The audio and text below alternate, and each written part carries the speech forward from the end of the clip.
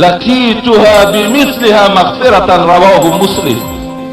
حدیث قدسی است که پروردگار میگوید اگر بندگان من، اینمی بندگان در همین جا صحبت مرا شنیده ایستاده، اگر بندگان من با پوری زمین گناه کنند، ببین آنقدر گناه کردی که زمین پوری گناه شد، گناه تو میگوید به آسمان عروج کرد، سوی طرف آسمان برآمد، آسمان هم پر کرد. الله میگوید وقتی با این قدر گناه اگر تو به من روبرو شوی ولا یشرک بی، لیکن در بین این قدر گناهی که کردی اگر شرک نآورده باشی، پروردگار بشارت چه ببین لقیته بمثلها مغفرة، قسم به عظمتیم که با پوری زمین و آسمان به مغفرت استقبالت میکنم، به مغفرت استقبالت میکنم، همه گناه زمین و آسمان تا میبخشم زمانی تو شرک به خدا نآورده باشی.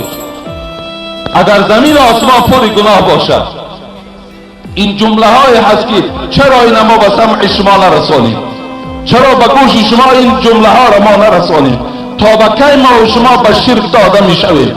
برای چه حضرت معاذ حبیب خدا اولین سفارشی داد، ای معاذ اولین کلمه که مردم دعوت میکنی این است که نیست خدای مگر قدرت الله جل جلاله است. هر مددی که داری، هر تکیه‌ای که میخواهی، هر چیزی که برای تو لازم است به درگاه پروردگار مراجعت کن، همه دردهای تو دور می شود، همه مشکلات تو کشاده می شود. ترک کن موله چشمی را گفتن حضرت، ترک کن خار و نعله، ترک کن این شرکیات هایی که امروز تو چنگ زده ایستاده، اینا هیچ کدامش به منفعت تو نیست. اینا رسول اکرم به حضرت معاذ گفتن. این آثار همون تاها در زمان ما و شما وجود دارد.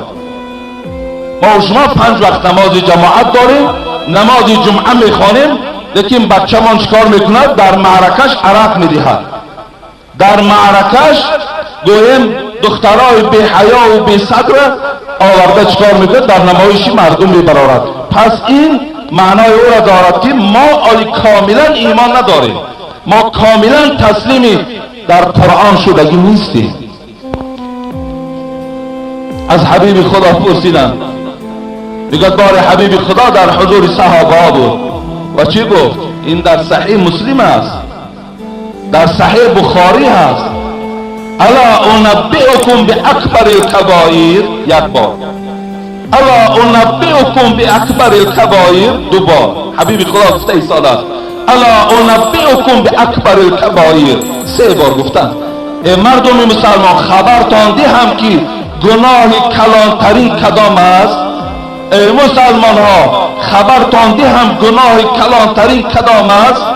3 بار این جمله را حبیب خدا گفتن. قالوا بله یا رسول الله، گفتم بله ای حبیب خدا خبر بده. چی گفت؟ الاشراک بالله. یکم حبیب خدا گفتن شرک به خدا آوردن این از همه گناهی وزنین ترین به شمار می رود.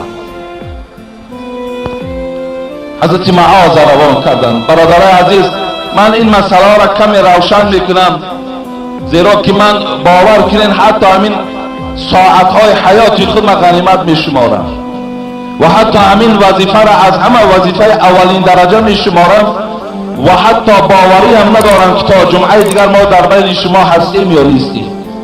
به این خاطر هرگاهی که یک مسئله مهم من برای شما به خدا قسم میرسانم، دیگر برای من خرسندی حد کنار ندارد. انشاءالله من در این اجر کلان میگیرم، من در این پاداش کلان میگیرم. به خاطر پاداش و اجر کلانش این صحبت ها را من در بین شما میکنم که شما بعد شنیدن اصلاح شوید، بعد شنیدن به این عملهای شرکیانه چنگ نزنید. امروز من مهمان دارم در همین درون شما نشستم، بچه ها آمدن از دوشنبه، میگه حاجی بابا میگه ما همه کسیته ها را گوش کردگیم، آفرین به شما میگیم در اطراف همین شرکیات و خرافاتی که اینقدر شما گفتید. لیکن امروز گفتن حتی در همین حضرت زیارت کردن و آمدیم باز دیگاه کردیم، حتی جوان ها همون دستی در سن میمالن، در دیده هاشون میمالن. امروز حتی بچهشم همین دیدیم. ما گفتیم که الحمدلله مسئولیت از گردنمون قریب که ساقط شده است. هیچ معرکه نیست که صحبت ما از این خالی باشد، لیکن وای به حال همون کسانی که در همونجا نشستند و به مردم خبر نمیدهند که ای مردم، ای بچه، این عمل تو داری، این عمل تو نادرست است.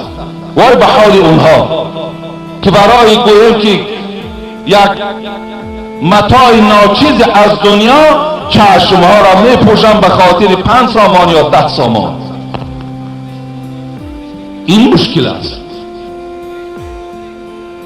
حضرت معاذ گفتند فإن اطاعوا لذلك فإن اطاعوا لذلك، وقتی که مردم یمن دعوت کردی، مردم یمن قبول کردن که خدا یکتا و یگانه هست، محمد حبیب اوست، برگزیده اوست، پیغمبر است، این حالت را چکار کن؟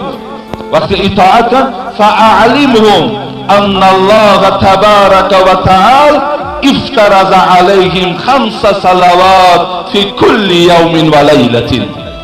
معاذ گفت دویم وظیفه‌ای که در پیش دارید، میری شهر دعوت داره حبیب خدا، وظیفه های میری شهر گوش کنید. میری شهر وظیفه‌اش چی بود؟ یکم این که مردم به خدا ترسی دعوت کن، یکم مردم به یگانگی پروردگار دعوت کن، یکم. دویم وظیفت همین است که مردم خبر بده 5 وقت نماز در وقتش ادا کنند، این فرض پروردگار است. فإنهم اطاعوا لذلك، معاذ گفت وقتی اطاعت کردن 5 وقت نماز خواندن، فاعلمهم ان الله افترض علیهم صدقة تؤخذ من اغنیائهم و ترد على فقرائهم، متفق علیه.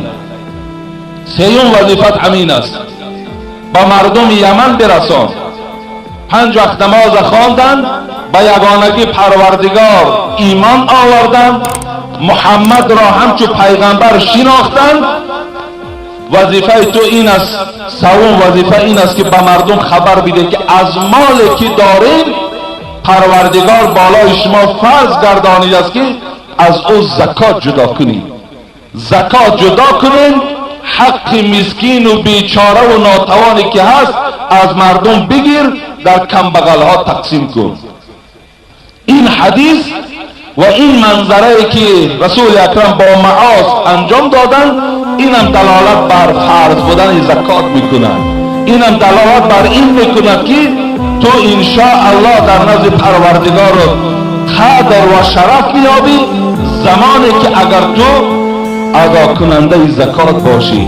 و این وقت برادر عزیز و گرامی، مال در برت است، مال در خاندانت است، لیکن تو از این مال زکات جدا نمی کنی، تو از این مال حق مسکین و بیچاره ها را جدا نمی کنی، به خدا قسم در نزد پروردگار برای تو عذاب های دردناک منتظر است. خداوند در سوره توبه والذین یکنزون الذهب والفضة ولا ينفقونها فی سبیل الله فبشرهم بعذاب علیم. پروردگار میگه خبر بده به مردم آن کسانی که صاحب $1000 و $1,500 هستند، لیکن از این مال زکات جدا نمیکنند، برای آنها از عذاب دردناک پروردگار خبر بده. فبشرهم بعذاب علیم، با آنها از عذابهای دردناک پروردگار خبر بده که این مال او به ضرر او حل میشه.